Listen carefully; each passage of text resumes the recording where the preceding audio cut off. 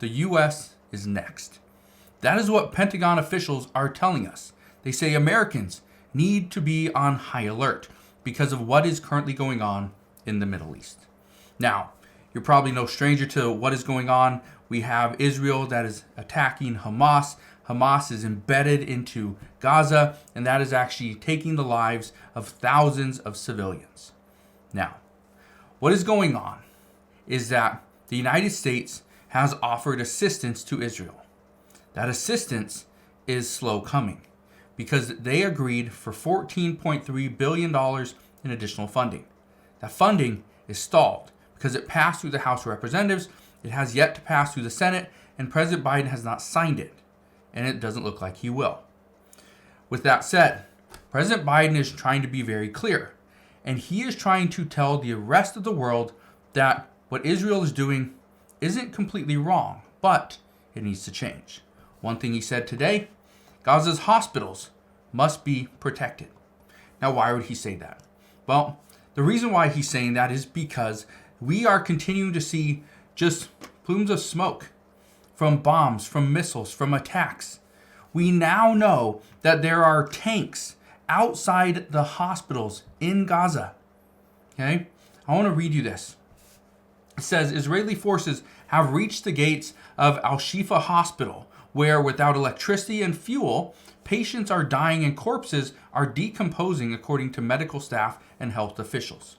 Now, we knew early on that Israel was going to shut off all electricity. They're going to limit fuel. They're going to cut off all supplies. Then we started to see the rest of the world, the United States included, were saying that, no, we have to provide humanitarian aid to the Palestinian people. This is also why we're seeing protests, because Israel is still attacking Gaza. They're attacking Hamas, which is embedded into the city. There's tunnels, and I'll show you some pictures in just a moment, but there's tunnels under these hospitals. And so Israeli officials are saying that they have to go through the hospital to get to Hamas, to pull them out of hiding. And that's what's turning into more of a spiral where people are losing their lives because they are in the way, because Hamas is using them as a shield. Now, I want to show you this. This is from Fox News just a little bit ago. It says, Israeli Defense Forces release video showing evidence of Hamas weapons tunnels linking to hospital basements. Now, I'm not going to show you the video, okay? If you want to go see that, it's over on Fox News. I want to show you some pictures, though. Look at this. Here's a picture right here. It says it's a motorcycle with a bullet hole found in tunnel leading to basement of Rantisi Hospital in Gaza. Okay, that's one picture. Here's another picture, and I'll explain it. Okay, the next one, it says a chair found with rope and women's clothing at the leg found in tunnel leading to basement of Rantisi Hospital in Gaza. That's the next one. Here's the last one I want to show you. Look what it says. Okay, World Health Organization. It says a baby bottle found on top of a box with the World Health Organization logo in tunnel leading to basement of Rantisi Hospital in Gaza. So all these different tunnels with one with a baby bottle with World Health Organization on it, the other one with a chair with women's clothing at the leg of it, and the other one with a bullet hole in a motorcycle. Which, if you remember, one of the ways that people got into Israel and attacked the people at that music festival was from a motorcycle. Just like this one here. Okay, you may have seen the video. But all these things are in tunnels leading to the basement of the Rantisi Hospital in Gaza. This is what we've been hearing for the past week or two, that they know where people are hiding. They know where Hamas is hiding. They're hiding in, under, and around the hospitals. And this is turning into a massive issue because the only place that was supposed to be safe were hospitals and schools. But now, Israel's attacking those places. With that said, one of the things that we have to be concerned with here in the United States is attacks on U.S. troops, attacks on U.S. bases, and just on U.S. soil. Well, according to multiple experts and according to the FBI director himself, the most likely attack is not going to be physical. It won't be somebody punching and fighting and shooting. It's going to be somebody attacking us through cyber attacks. Now, the FBI Director Christopher Wray warns Congress of terror threats inspired by Hamas attacks on Israel. Israel's not going to stop. They want to ensure that all their hostages, all their citizens are back. That's over 240 of them. Hamas has stated that if Israel agrees to a ceasefire for 5 days, they would let go of 50 civilians, 50 hostages. That would take them under 200. Israel said no. They do not agree to that. But also with that said, one of the concerns right now is that we could potentially have more attacks here on U.S. soil, potentially a cyber attack. This is also why some cities, some larger cities, are really cracking down on this. They're hiring more people, more police officers, more investigators. For instance, New York. Because New York's governor, Kathy Hochul, she is bolstering the FBI Joint Terrorism Task Force. This is the JTTF.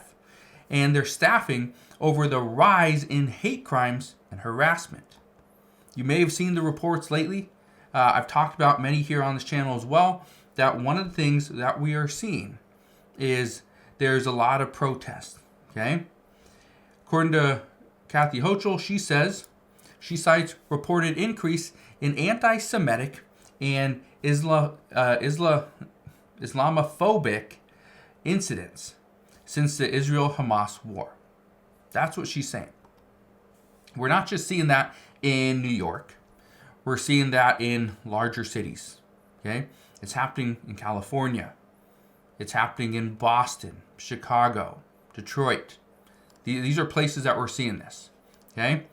I want to read you some of this stuff. This is what she's doing. She's going to commit additional $2.5 million being directed to the New York State Police. This will allow it to deploy 10 additional investigators in New York City, Albany, Buffalo, and Rochester, ensuring that state police has the presence in all JTTF investigative groups and areas. She says, I immediately deployed the New York State Police on October 7th to protect at-risk communities, and we have continued our laser focus on public safety since then. Surging resources to the Joint Terrorism Task Force is a critical step to ensure New Yorkers are protected from domestic and international threats. Okay, so where does that get us to today? Well, one of the things that we are concerned with is attacks on U.S. troops, U.S. bases, U.S. soil, and the American people. Well, this is where experts are telling us we need to be vigilant. It says the U.S. is getting hacked, so the Pentagon is overhauling its approach to cyber. I want to be very clear. This article was written back in September, but it is pretty accurate because that's exactly what the United States is doing. One thing that we are being warned on now is the increase in cyber attacks. However, it's not from China. It's not from Russia. According to this article, Cyber Pro warns that Iran is likelier than China and Russia to admit cyber attack against the United States. What does this mean? It's actually pretty simple. Could China or Russia commit a cyber attack on the United States? Yes. Could they, hinder our electrical grid? Could they do something to our water supply? Could they do something to, our transportation, like air transportation? Yes, they could do all that stuff. But are they likely to admit to it? According to this Cyber Pro, he says no. The person or the people that are more likely to would be Iran. Right here it says Iran might be more willing than China or Russia to have an attack against the United States attributed to them. And what they would do is use a proxy and then claim it was a proxy that did it. That's all they're saying. But the reason I bring this up is because who is attacking the United States lately? Who is going after our troops? Who is going after our military bases in Syria and Iraq? It's Iran. Iran is the one that's doing it. It's not China. It's not Russia. We've already worked on issues with Russia because of them invading Ukraine. This happened like 2 years ago. So if Russia was going to do something, according to many experts, Russia would have already done something to the United States. Now, we have seen in the past that there were some cyber attacks that were linked to Russian citizens, right? Russian groups, but it wasn't the Russian military. So that's kind of where we're at right now. They're worried, and one of the biggest reasons why they're worried is because Americans could be attacked and not even know it. We might not even know it initially. It could take days, weeks, maybe months before we even learn who attacked us and why. So that's where we're at this point. Just wanted to fill you in because what we are now hearing from many experts across the globe is that the United States is next. As to what extent and how intensive this threat could be, we don't know. That's something we'll have to wait and find out. But I promise I'll be here every step of the way. I'll fill you in on all the latest news and updates. All you got to do is 2 things. First, hit the like button on this video if you enjoyed today's update. Also, click that subscribe button so you never miss an update. And I'll see you guys on the next one.